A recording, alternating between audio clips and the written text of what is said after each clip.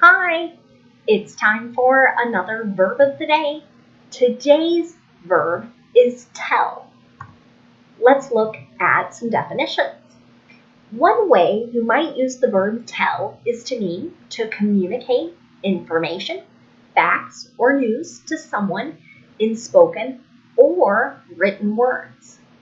So that's a little different than some of the other verbs we've been talking about today. Tell can be done verbally or in writing. Tell can also mean to order, instruct, or advise someone to do something. So we might think about this in the imperative form. So tell your brother to be quiet. Another way tell gets used is to narrate or relate a tale or story. A fourth meaning for the verb tell is to share confidential or private information. A fifth way the verb tell is used is to mean to decide or determine correctly or with certainty. So you might hear this sometimes used with modals, particularly modals of ability. Right? Oh, I can't tell. I can't determine what's correct or what's right. Tell is an irregular verb. To make the progressive tense, all we need to do is add ing to form telling. The past tense and participle forms, though, have completely different spellings and pronunciations. It's told. Let's look at some phrasal verbs with tell. One phrasal verb that you might hear is to tell someone or something apart. And the meaning here is to see a difference between two people or between two things. Here's an example sentence. They're identical twins, so I cannot tell them apart. And this true sentence was inspired by my childhood. My mom had a very good friend who was a twin, and whenever I saw that friend and her sister in the same place, I didn't know which was which when I was really quite young. So, tell someone apart or tell something apart is again something you're likely to hear with a modal of ability. You are able to distinguish or see the differences, or you are unable. So you likely hear this with can and cannot quite often. Another phrasal verb you might hear is to tell someone off. And the meaning here is to talk angrily to someone about something they've done wrong. Here's an example sentence. His girlfriend told him off for arriving nearly an hour late. So, in this example, two people had plans to be at a particular place, but one person was extremely late. And so the other person angrily spoke to that person who was late about what they had done wrong. A final phrasal verb that you might hear is to tell on someone. And what it means is to report someone to an authority. This is a phrasal verb you're more likely to hear from children than adults. As children kind of figure out the rules and how to play with one another, they might be quick to report that a sibling took the toy or someone hit them. And so you might hear kids saying, don't tell on me, or he told on me, that type of thing. Here's another example sentence. The student told on the others for cheating. This is just another way to say one student saw some cheating and then reports that activity to perhaps a teacher, maybe a principal, some authority figure. Let's continue practicing using tell in some different verb tenses. Today, we'll focus on simple past, the present perfect progressive, and the simple future. Let's look at the simple past tense. Remember, it's irregular, so we'll be using told in the affirmative.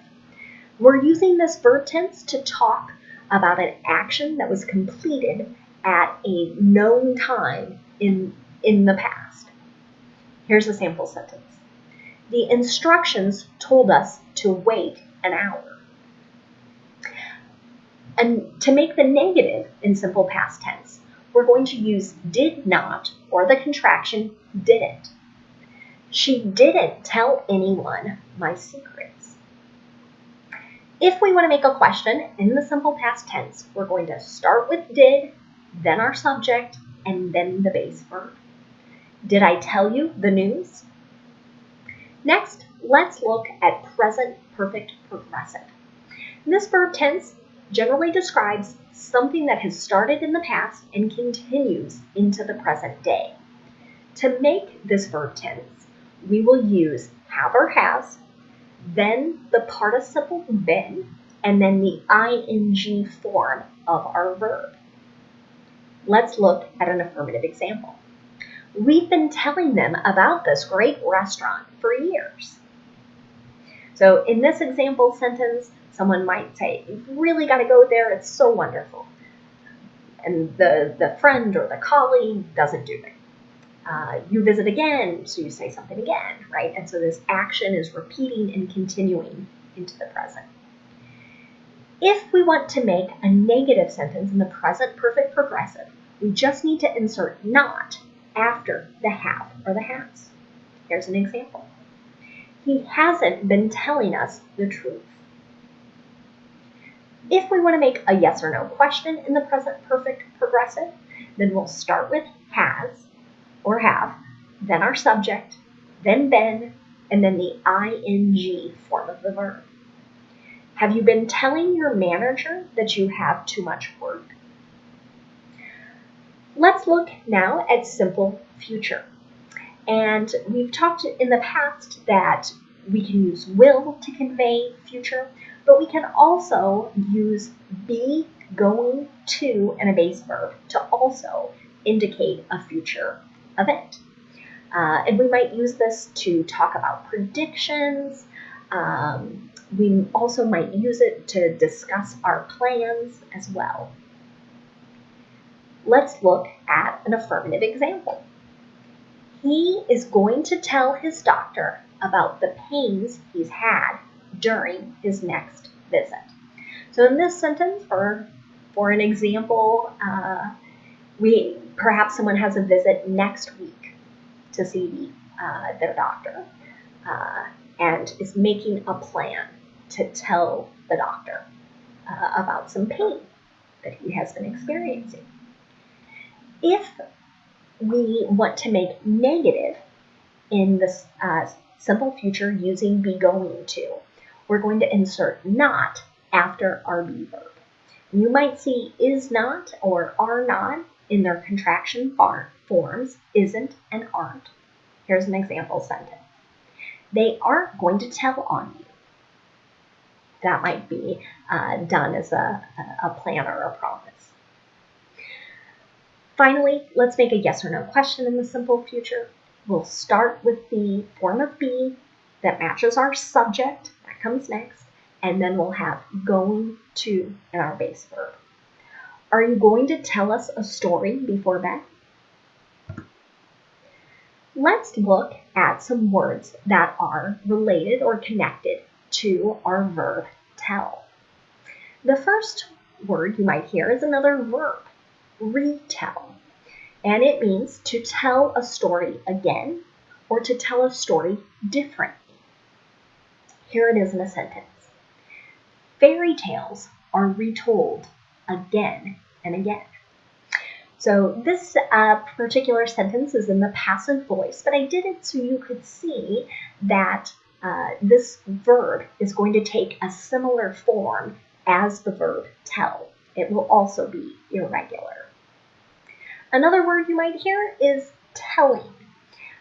We discussed this earlier as being the progressive form of the verb, but it can also be an adjective. That means having a striking, revealing, or significant effect. Here is an example that I saw in a news article earlier this week. It was telling when China closed its border with Russia to prevent a spread of COVID-19 cases.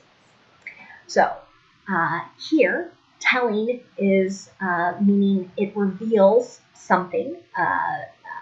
The actions are giving other people information. So this particular action perhaps alerted people to there being more COVID-19 cases in Russia because China thought, we need to prevent the spread from coming back into that part of the country. Another word you might hear is teller. And it's a noun, and you might hear it be used as a job description. You might hear the full phrase, bank teller. And what's interesting about this word is we continue to use it today, even though the verb tell has a much different meaning than when it did hundreds of years ago when this word was first used. So about 600 years ago, tell could also mean count. It does not have that meaning today still, but that's how we get this particular word, teller. It's a bank employee who works with customers and their transactions. So my example sentence here, the teller cashed 2 checks for me. You might think of the teller as generally some of the first person or first people you see when you walk into a bank. They're standing behind a counter. They can help you cash checks, make deposits, do other transactions. Another word you might hear is fortune teller. And this is a person who supposedly is able to predict a person's future. Now, this isn't something that everyone believes, but you might hear this word used in movies, or you might see it as being a character in a book. So I thought I would include it. Here's an example sentence. They went to a fortune teller for advice. Thanks so much for watching today's video. I hope you have a great day.